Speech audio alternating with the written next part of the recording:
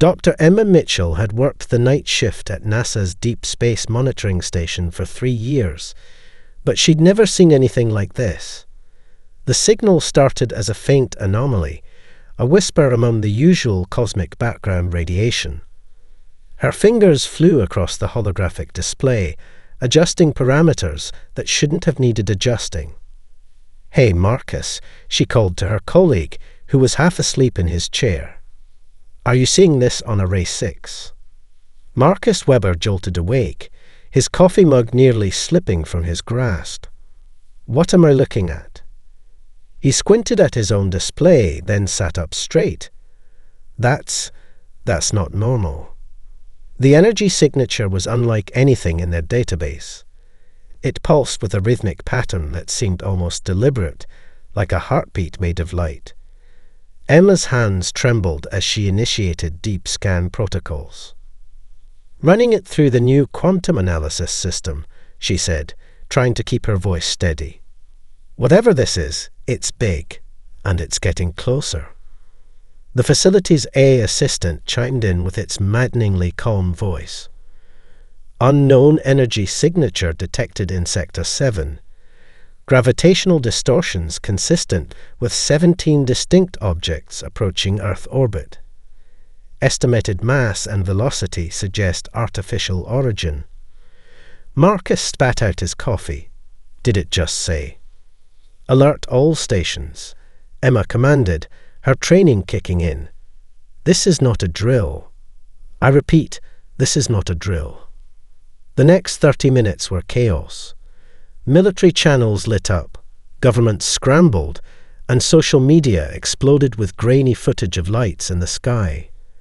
Emma stayed focused on her readings, even as generals and politicians crowded into the facility's command center. When the ships finally emerged from what appeared to be some form of faster-than-light travel, the world collectively held its breath. They were beautiful crystalline vessels that seemed to be grown rather than built, each one glowing with an inner light that shifted through colors humans had no names for. But they were also clearly damaged, their translucent hulls webbed with fractures that shouldn't have been possible in materials advanced enough for interstellar travel. "They're broadcasting," Marcus announced, his voice barely a whisper. The message came through in perfect English, somehow translated in real time. "Please help us. We have nowhere else to go." Emma's screen filled with data about the vessel's occupants. The beings aboard, the Nexari they called themselves, were as crystalline as their ships. Their bodies appeared to be living matrices of light and energy, held together in humanoid form by forces that defied current physics. "They're refugees," Emma realized, reading through the data stream. "They're running from something called the Galactic Alliance. They've been expelled from... oh God." The Nexari transmission continued, painting a picture that made Emma's heart ache. A species deemed too fragile to contribute, too resource-intensive to maintain, too different to fit the Alliance's vision of galactic civilization. They'd been systematically forced out of every habitable system under Alliance control, their pleas for mercy met with cold pragmatism. "The Alliance claims we are evolutionarily unfit," the transmission explained. "That our physical limitations make us a burden on advanced civilization. We have searched for shelter among 1,000 worlds, only to be turned away by those who fear Alliance retribution. Earth is our last hope." General Richards, who had been silent until now, stepped forward. "This could be a trap," he warned. "We know nothing about these aliens or this alliance." Emma stood up from her station. "Sir, with respect, look at their ships. Those aren't battle damage patterns. Those are stress fractures from desperate, repeated jumps through space. They're literally falling apart trying to find somewhere, anywhere, that will take them in." The command center erupted in argument, but Emma couldn't take her eyes off the sensor readings. The Nexari ship's power systems were failing. Without help, they'd start losing life support within hours. Humanity's first contact wouldn't be with conquerors or traders, but with refugees begging for mercy. The choice Earth made next would define not just their place in the galaxy, but the very essence of what humanity stood for. "Sir," Emma said, her voice cutting through the chaos, "we need to make a decision, and we need to make it now." Colonel Jack Reynolds had spent 20 years following orders, but watching the Nexari ship's core destabilize on his tactical display made every protocol feel wrong. The vessel's crystalline structure pulsed with dangerous energy fluctuations, its once beautiful glow now a sickly, stuttering light. "Sir," his co-pilot Lieutenant Sarah Rodriguez reported, "Ship 7's containment field is at 12% and falling. Estimated critical failure in 17 minutes. Through the reinforced viewport of his Space Force rescue shuttle, Jack could see the dying ship. Unlike its sisters, this one's fractures had spread like spider webs across its entire surface. Each crack leaked ethereal light into space, like a soul bleeding out among the stars. Command's still debating the first contact protocols. Rodriguez added, frustration evident in her voice. "They want us to maintain distance until—" "How many life signs aboard that ship?" Jack interrupted. 38, sir. But our sensors can barely read them. They're different." Jack's hands tightened on the controls. 20 years of following orders. 20 years of being the perfect soldier. And now, one order he couldn't obey. "Lieutenant, log that I'm declaring an emergency override under Space Force Regulation 197A. He engaged the shuttle's engines. "Note that I'm taking full responsibility for what happens next." Rodriguez's face broke into a fierce grin. "Logging it now, sir. I'm requesting permission to help you violate about 15 international protocols." "Granted." Jack opened a channel to the dying vessel. "Nexari Ship 7. This is Colonel Jack Reynolds of Earth. We're coming to help. Please, if you can understand me, guide us in." The response came not in words, but in sensation. A wave of gratitude and relief, so powerful it brought tears to his eyes. Then, like a download straight to his brain, he understood exactly where to dock. "Sir," Rodriguez gasped, they're telepathic." "Focus on the mission, Lieutenant. We've got 15 minutes to evacuate 38 aliens we know nothing about." The docking was perfect, their ship connecting to the Nexari vessel like they'd practiced it 100 times. As the airlocks cycled, Jack's team checked their protective suits one last time. Nothing could have prepared them for what they found inside. The Nexari moved like living stained glass, their crystalline forms flowing with impossible grace despite their obvious distress. Their bodies ranged from 6 to 7 feet tall, each one unique in its pattern of light and colour. But what struck Jack most was their eyes, swirling vortexes of energy that somehow conveyed more humanity than many humans he knew. "We are grateful," one of them communicated directly into his mind. But confused, "The Alliance told us humans were violent, primitive, yet you risk yourself for strangers."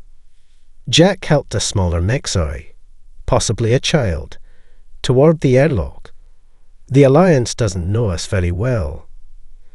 As they worked, Jack began to understand why the Alliance had cast these beings out. Every Nexari was connected to their ship's systems in ways that defied explanation.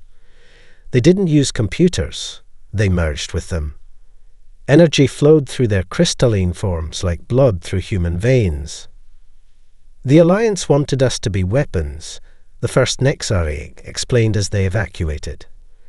"Our ability to channel energy, they demanded we use it for their wars. When we refused..." The ship's core pulsed dangerously, interrupting the explanation. Jack's team worked faster. "Sir," Rodriguez called out, 5 minutes until critical failure. They got the last Nexary aboard their shuttle with 2 minutes to spare. As they pulled away, Jack watched the crystalline ship collapse in on itself, imploding in a display of light that would be visible from Earth's surface. "Why?" one of the Nexari asked him. "Why help us when your leaders said wait?" Jack thought about the question as their shuttle turned toward home. Because sometimes being human means knowing when rules matter less than doing what's right. The sensation of gratitude washed over him again, stronger this time. But now there was something else mixed in, hope. They'd saved 38 lives, and in doing so, they might have just changed humanity's destiny forever. Dr. Amanda Hayes stood in the converted missile silo, watching her life's work transform into something she'd never imagined. The vast cylindrical space, once home to weapons of mass destruction, now housed a marvel of human-alien cooperation. The walls rippled with a honeycomb of crystalline growths. Nexary architecture merged seamlessly with human engineering. The gravity field is holding at 0.3 Earth standard, her assistant Tom reported, checking readings on his tablet. The Nexari say it's perfect for their physiology. Amanda watched a young Nexari named Aurora Song float gracefully through the modified space. The alien's crystalline body caught the light, sending rainbow refractions dancing across the walls. It's still hard to believe we did this in just 3 weeks. The truth was, they'd had no choice. The remaining Nexari ships were failing, their structures compromised by their desperate journey. Earth needed habitats, and fast. Dr. Hayes. Aurora Song's thought voice chimed in her mind. The atmospheric processors are ready for the final calibration. Amanda smiled. Working with the Nexari had challenged everything she knew about adaptive architecture. Their bodies required a precise mixture of gases, maintained at specific pressures, with carefully controlled gravity, but their ability to interface directly with technology made the impossible possible. A commotion at the entrance drew their attention. A construction crew was backing away from a partially installed support beam that had started to crack. Above them, a human child. One of the workers' kids who'd snuck in to see the aliens stood frozen on a high walkway. Time seemed to slow. The beam groaned. The child screamed. Amanda's heart stopped. Then Crystal Weaver, one of the elder Nexari, moved. His crystalline form blazed with sudden light, and a sheet of pure energy materialized beneath the falling child. The energy field caught her gently, lowering her to safety as the beam crashed harmlessly to the ground. The construction crew stood in stunned silence. Then someone started clapping. The applause spread, becoming a cheer that echoed through the silo. That, Amanda said into her comm unit, recording for her project log, was not in any of our engineering specifications. The incident hit social media within hours. Footage of a Nexari saving a human child went viral, spawning thousands of discussions about the true nature of strength. The narrative began to shift. These weren't just refugees needing help. They were beings with extraordinary capabilities that complemented human abilities in unexpected ways. Later that evening, Amanda sat with Crystal Weaver in the newly completed relaxation chamber. The space was filled with crystalline formations that hummed with soft energy, helping the Nexari maintain their complex bodies. "I don't understand," Crystal Weaver communicated. "The Alliance called us burden species. Said our special requirements made us parasites on advanced civilization. Yet your people work tirelessly to accommodate us." Amanda thought about the child's rescue, about the weeks of humans and Nexari working side by side. Maybe that's the Alliance's weakness, seeing differences as burdens rather than opportunities. Look at what we've accomplished together in 3 weeks. These silos were built for war, now they're sanctuaries. Your energy manipulation makes our technology sing in ways we never imagined. And today, your supposed weakness, your need for controlled environments, led to innovations that will help humans explore deep space. Crystal Weaver's form pulsed with thoughtful lights. The Alliance believes strength means being able to survive anywhere, adapt to any environment. They called us weak because we need specific conditions to thrive. Then they'd hate orchids, Amanda chuckled. At Crystal Weaver's confused shimmer, she explained, earth flowers, notoriously demanding about their growing conditions. Also some of the most beautiful and valuable plants we have. Sometimes, Crystal Weaver, having specific needs just means you're specialized, not weak.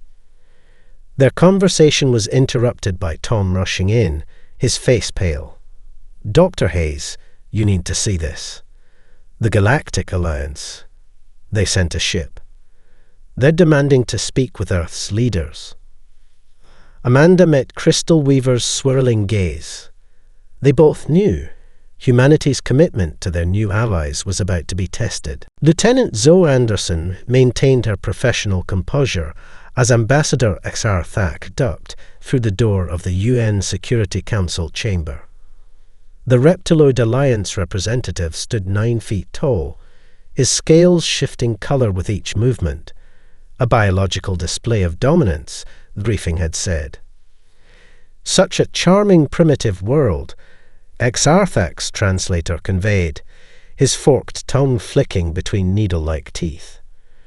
We had not expected to find the burden species here. A fortunate discovery. Zoe, assigned as Earth's security liaison, watched the assembled diplomats shift uncomfortably. The ambassador's arrival in a ship that could accidentally level New York with its maneuvering thrusters hadn't gone unnoticed. The Nexari sought asylum. Secretary General Chen responded firmly. Earth has granted it. Xarthak's scales rippled with what might have been amusement. A noble sentiment. Allow me to share some context of your decision. The holoprojector he activated showed a beautiful green world. Harmonious unity, he named it. They also sheltered the burden species. The image shifted to show the same planet as a burning wasteland. The Alliance was disappointed in their choice. Zoe felt her nails dig into her palms. The threat was clear, but something about this felt wrong. During her time guarding the Nexari diplomats, she'd learned to read between the lines of their carefully shared history. Ambassador, she spoke up, ignoring protocol. You mentioned finding the Nexari here was fortunate. Why not just track their ships? The ripple in Xarthak's scales this time wasn't amusement. The security officer asks relevant questions. Unusual for her station. Answer it anyway, Zoe pressed, earning a sharp look from her superior. The burden species has an unfortunate talent for disappearing, Xarthak admitted. Their energy manipulation abilities make tracking difficult. We lost several fleets pursuing them. That's when Zoe understood. You're not here to help us avoid a mistake, she said. You're here because you're scared. The Nexari aren't the only ones you've tried to eliminate, are they? The temperature in the room seemed to drop. Xarthak's scales darkened to deep crimson. Lieutenant Anderson, you overstep. But Zoe had spent weeks combing through patterns, cross-referencing the fragments of history the Nexari shared. The Sylphids, the Quantum Collective, the Deep Space Nomads, all species with special requirements. All disappeared after Alliance contact, except the Nexari. They survived, and now they're helping us advance faster than you expected. Enough. Xarthak's diplomat facade cracked. You will remove the burden species from your world, or we will remove them for you. The Alliance does not tolerate evolutionary dead ends contaminating promising civilizations. The chamber erupted in chaos, but a new voice cut through it all. We choose all. Everyone turned. In the public gallery, a janitor had stood up. Then another worker joined him. Then a security guard. Soon the entire gallery was on their feet, chanting, "We choose all. We choose all." Zoe watched as the Alliance ambassador's scales shifted through patterns she suspected meant fear. Outside, the chant was being picked up by the crowds that had gathered around the UN building. Social media exploded with the hashtag We Choose All as the ambassador's ultimatum leaked. Secretary General Chen smiled thinly. "I believe you have humanity's answer, Ambassador. We choose to stand with the Nexari." "Then you choose extinction," Exarthak snarled. "Our fleet will arrive within your month. We will cleanse this infection from the galaxy." As the ambassador stormed out, Zoe's phone buzzed. A message from Dr. Hayes at the Sanctuary Project. "The Nexari want to show us something. Something they've never shared with any species before. They say if humanity is willing to stand with them, they'll teach us how they survived the last Alliance cleansing." Zoe looked up at the concerned faces of Earth's leaders. "Sir," she addressed the Secretary General, "I think it's time we learned exactly what the Alliance is really afraid of." Outside, the chant grew louder. "We choose all. We choose all." The price of compassion would be high, but humanity had made its choice. Now they had 1 month to prove that choosing all meant surviving all. Major Tom Cooper had pushed experimental aircraft to their limits for 15 years, but nothing had prepared him for this moment. He sat in the prototype's cockpit, his heart thundering as Crystal Song, his Nexari co-pilot, merged with the ship's systems. "Your pulse is elevated, Tom," Crystal Song observed, their crystalline form pulsing in sync with the spacecraft's power core. "Are you certain you wish to proceed?" Tom grinned, checking the neural interface bands on his temples. Scared. Hell yes. But that's what makes it interesting. The prototype they dubbed Starcaster represented a month of impossible engineering. Human neural responses filtered through Nexari energy manipulation, creating something that violated half of what humanity thought they knew about physics. Final systems check. Dr. Marcus Webb's voice came through the comm. The medical researcher had joined the project after discovering how Nexari energy fields interacted with human biochemistry. "Remember, Tom, the stronger the emotion, the stronger the reaction. But don't redline." The test chamber, built deep within the Nevada desert, hummed with anticipation. They had 3 weeks until the Alliance fleet arrived. 3 weeks to prove this crazy idea could work. "Beginning neural sync," Crystal Song announced.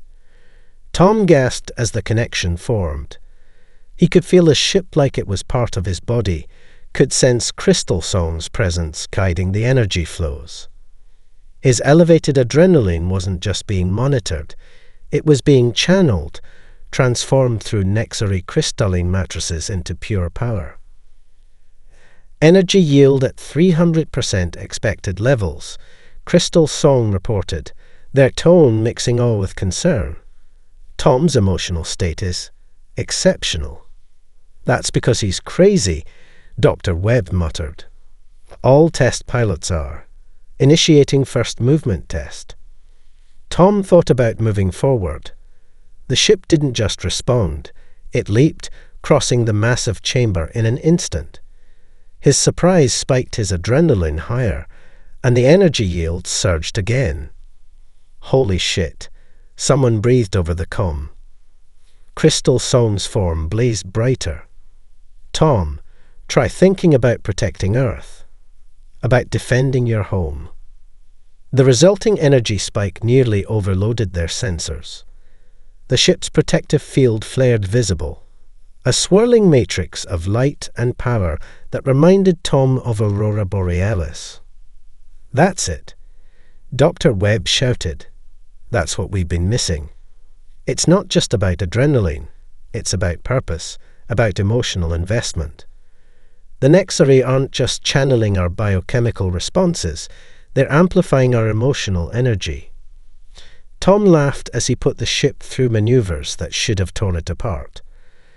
The Alliance thinks the Nexari are weak because they need specific conditions to survive. But they don't understand. The Nexari aren't limited by their needs. They're evolved for their true purpose. They're not warriors, they're amplifiers. Crystal Song pulsed with joy at the realization. Yes, our specialty is not in fighting, but in enhancing, in channeling, in transforming energy, including the energy of emotion and thought. The Alliance sought to make us weapons, but we are meant to be bridges.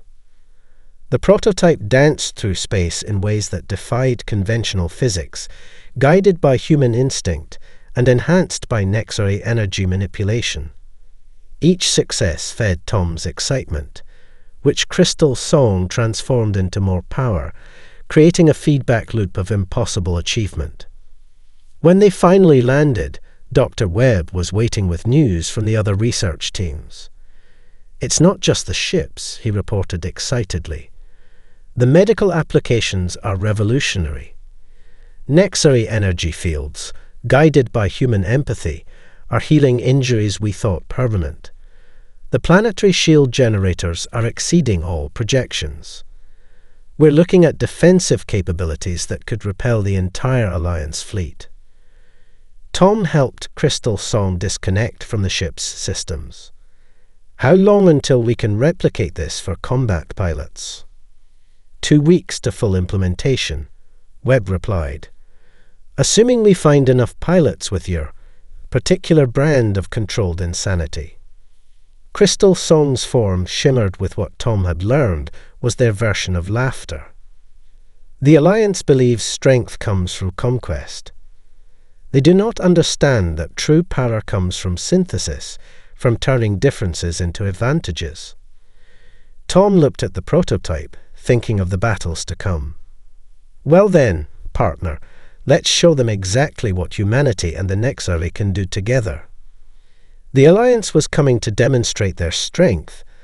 They would find instead a new kind of power, one born of compassion, cooperation, and the courage to be different. The Alliance fleet emerged from hyperspace like a steel tsunami, 5,000 ships strong, each one bristling with enough firepower to level a continent. On the bridge of Earth's prototype carrier Defiant, Admiral Sarah Hayes watched the tactical display with steady eyes. "They're deploying in attack formation Delta," her XO reported, "just like the Nexari warned us they would." Sarah nodded, touching her neural interface band. Through it, she felt the presence of Stellar Tide, her Nexari tactical advisor, whose crystalline form pulsed with calm determination. "All flights, check in," Sarah commanded. "Starcaster lead ready." Major Tom Cooper's voice crackled through, backed by Crystal Song's harmonic signature. Across the neural network, 37 other human Nexari paired fighters reported in. Each craft was a fusion of technologies that hadn't existed a month ago. Each pilot and their Nexari partner were linked in ways the Alliance couldn't comprehend. "Remember your training," Sarah broadcast. "They expect us to break and run. Show them what happens when humanity and the Nexari stand together." The Alliance commander's transmission boomed across all frequencies. "Primitive species, you have been warned. Surrender the burden species for cleansing or face extinction. You have 5 minutes to comply." Sarah opened a channel. "This is Admiral Hayes of Earth's Defense Force. We have a counter-proposal." She nodded to Stellar Tide, who initiated their prepared response. Every Nexari on Earth and in orbit joined their energy in that moment. The planetary shield blazed to life, Not just a barrier, but a work of art. The combined emotional energy of 8 billion humans, channeled through nexary crystals, created an aurora that could be seen from Mars. "That's our answer," Sarah declared. "We choose all. Come and test your steel against our light." The Alliance fleet opened fire. Their first salvo carried enough energy to crack a planet's crust. It met the shield and transformed. The nexary didn't just block the attack. They absorbed it, channeled it, turned it into fuel for their defenses. "Starcaster Squadron, you are cleared to engage," Sarah commanded. "Show them what we've learned." Tom Cooper's voice was pure excitement. "With pleasure, Admiral. Starcasters, form up on me. Let's show them some impossible things." The human nexary fighters moved like nothing physics said should exist.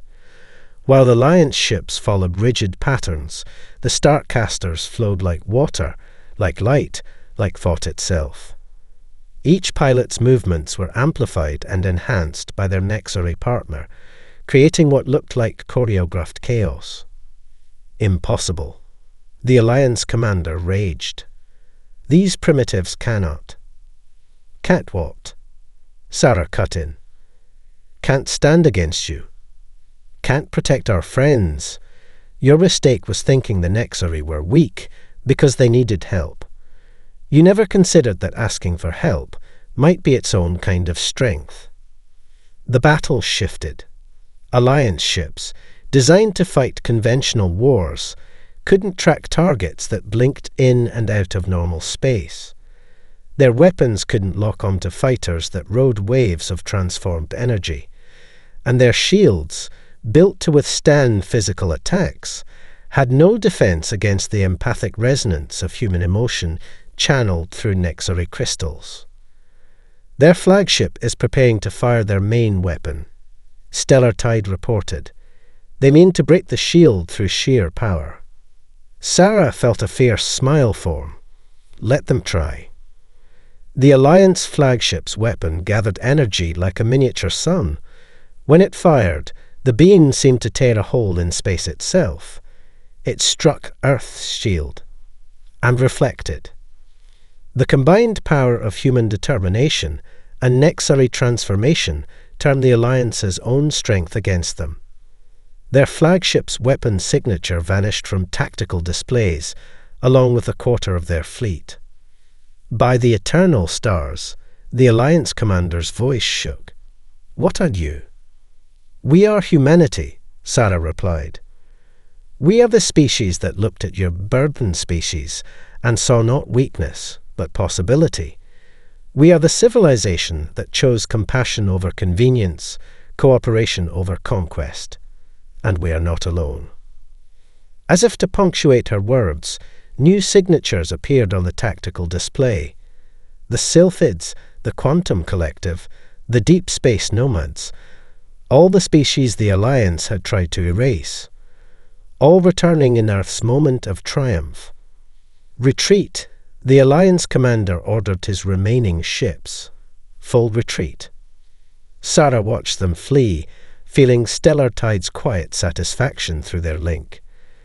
The Alliance had come expecting to find a primitive world protecting weaklings.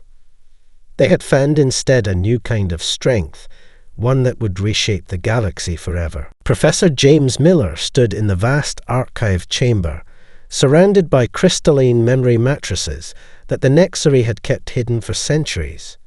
Each crystal contained the history of a species the Alliance had tried to erase, preserved through the nexary's unique ability to store information in energy patterns. They called it evolutionary optimization. Novalite, his nexary research partner, explained. Their form shimmered with barely contained anger, an emotion James had never seen in them before. Every species that didn't fit their military doctrine was marked for cleansing. James touched one of the crystals, and through his neural interface, he witnessed the extinction of the Eroth, beings of pure sound who had created music that could heal minds. Another crystal showed him the Futari, who could weave starlight into living art.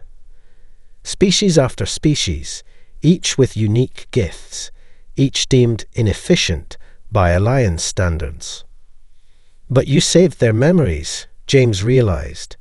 Every culture they destroyed, you preserved. It was all we could do. Nova Light's voice carried centuries of grief. We couldn't fight them, couldn't stop them. But we could remember, could keep searching for someone who would understand, who would help us restore what was lost. James's tablet chimed with an incoming transmission. The quantum-encoded message was from the deep space nomads, one of the species that had emerged during Earth's victory. Their translation appeared on his screen. "We have received your call. The Alliance told the galaxy we were extinct. They lied. We have survived in the spaces between stars, watching, waiting. Now we see humanity standing with the Rememberers. We stand with you." Similar messages were pouring in from across the galaxy. The Sylphids, ethereal beings who sailed solar winds. The Quantum Collective, a hybrid species that existed partly in other dimensions. Dozens of others, all emerging from hiding. Professor, his assistant, burst into the chamber, tablet displaying multiple feeds. "You need to see this. It's happening everywhere." On screens across the room, James watched as revolution swept the Alliance's empire. Species they had deemed properly evolved were rising up, rejecting the doctrine of strength through uniformity. The truth crystal's contents, broadcast across all frequencies, had shattered centuries of propaganda. This was never just about survival, was it? James asked Nova Light. You were playing a longer game. Nova Light's form pulsed with complex emotions. We knew someday we would find a species strong enough to stand against the Alliance, yet wise enough to understand that true strength lies in diversity.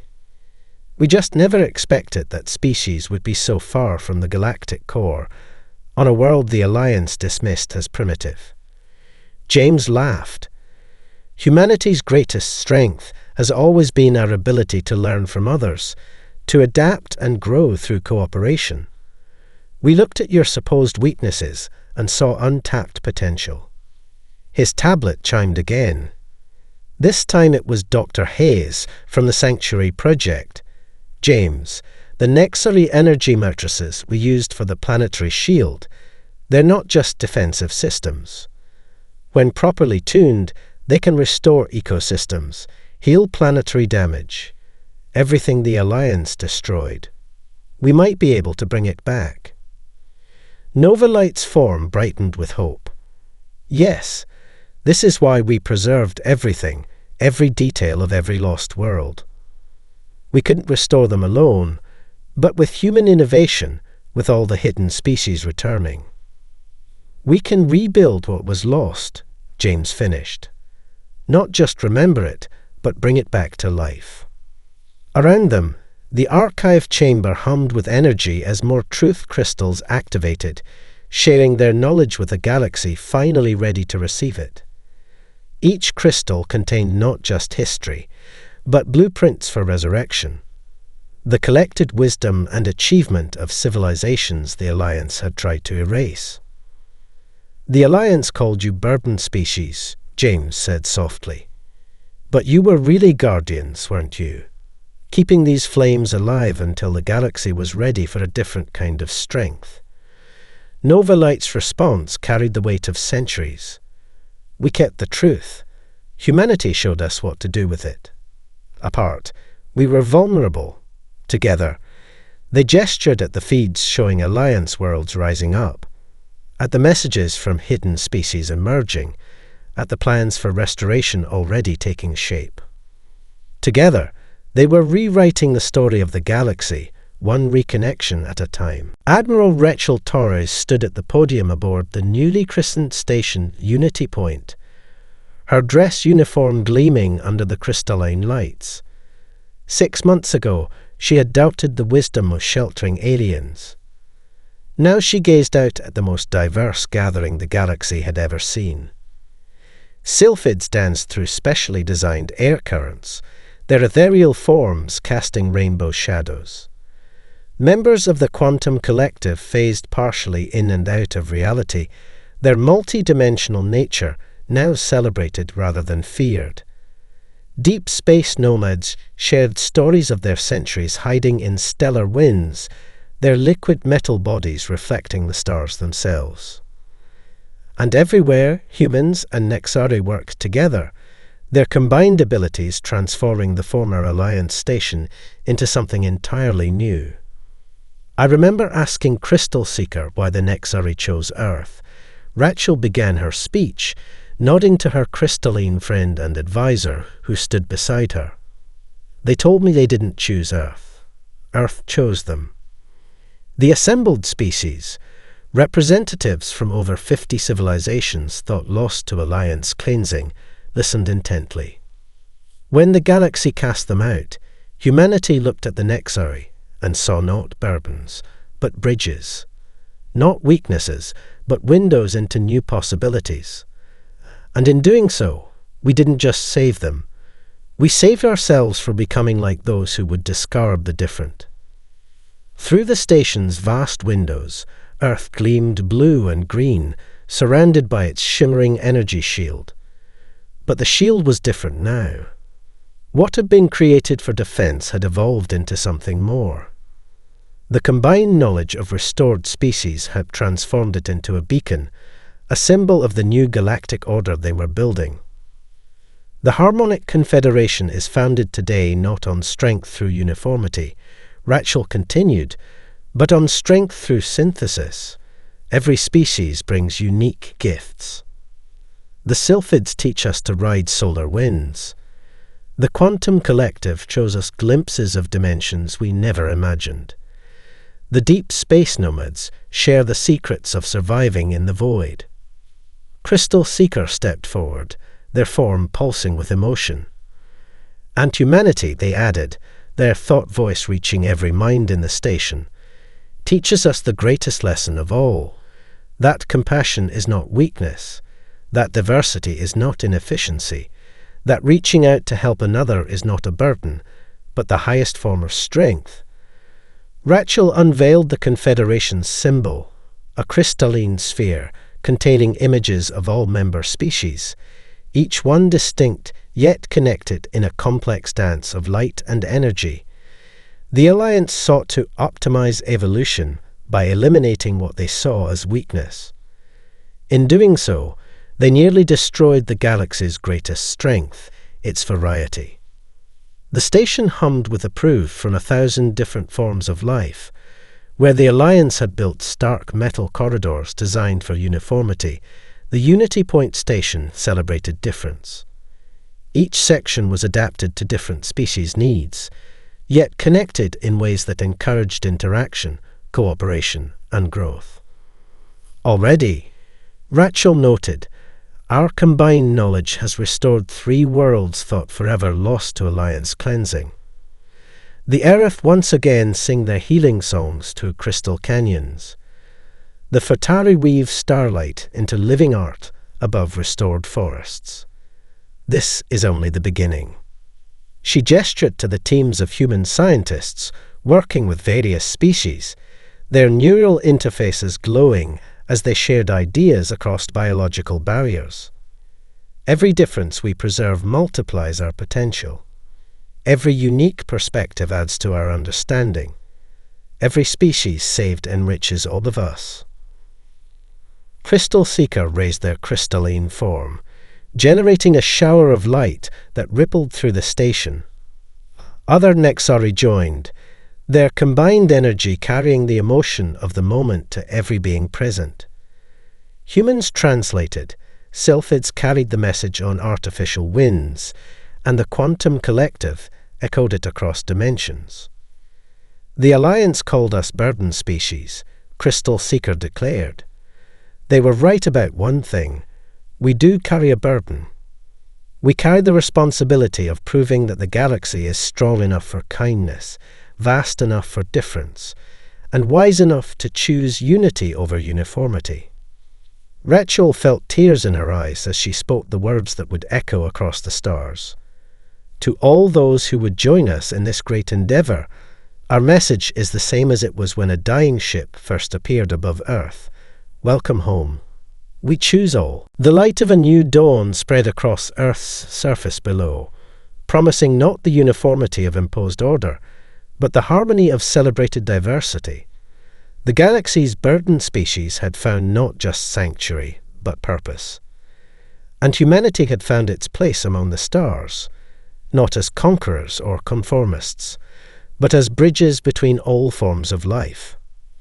Together, they would build something the Alliance could never understand, a civilization strong enough to embrace its own magnificent variety.